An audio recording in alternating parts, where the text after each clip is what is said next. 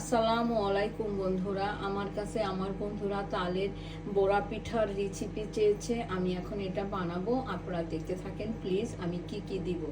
এখানে চালের গুঁড়া আছে, আমি ব্লেন্ডারে এটা ব্লেন্ড করে নিয়েছি। এটা নারিকেলের গুড়, এটা খেজুরের গুড়ের সাথে নারিকেল দিয়ে এটা আমাদের হাতে বানানো। আপনারা যে যেমন মিষ্টি খেতে পছন্দ করেন সে তেমন দিবেন। আমি এই গুড়গুলা দিলাম, সাথে একটু চিনিও দিব। এটা তাল দেশ থেকে পাঠিয়েছে। এখানে তো তাল পাওয়া যায় না, বাংলাদেশ থেকে আনতে হবে।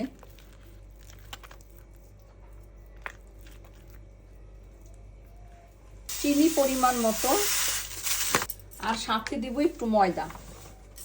ময়দাটাও আপনাদের পরিমাণ মতো দিবেন, যে যেভাবে খেতে পছন্দ করেন। আমি একটু দিলাম, যদি না হয় আর একটু দিব।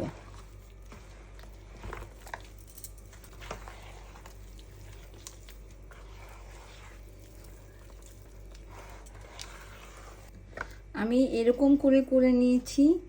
এখন এটাকে একটু রেস্টে রাখবো 20 মিনিটের মতো।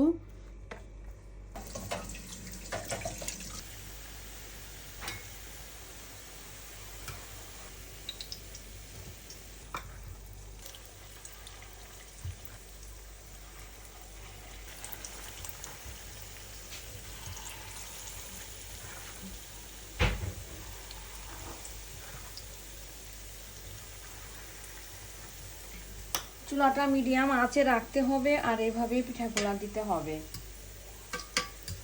ধীরে ধীরে উল্টে দিতে হবে। আমি এখন একটা খেয়ে দেখবো কেমন হয়েছে।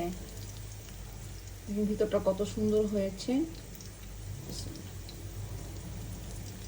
আমি একটা খেয়ে দেখেছি, খুবই মজা হয়েছে। বাইরের দিকটা একদম পুরো মচমচা হয়েছে এবং ভিতরটা একদম নরম হয়েছে। আশা করি আপনারা এভাবে বানাবেন, বানালে অবশ্যই আপনাদের ভালো লাগবে।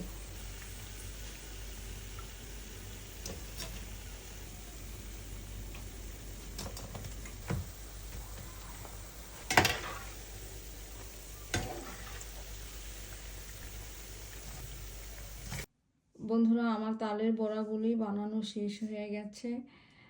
আপনারা হয়তো ভাববেন আমি এত ছোট ছোট ভিডিও দেই কেন। আসলে আমরা যারা বিদেশে থাকি তাদের সময় নেই এত বড় বড় ভিডিও দেখতে।